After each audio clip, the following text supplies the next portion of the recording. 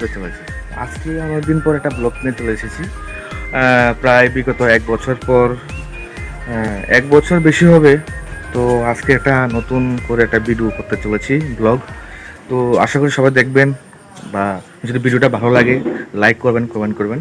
আপনারা like comment মাধ্যমে কিন্তু আমার একটা আনন্দ উৎসাহ জাগবে যে আগামীতে আবার ভিডিও করা, পরবর্তী সময় ভিডিও করার আর কি।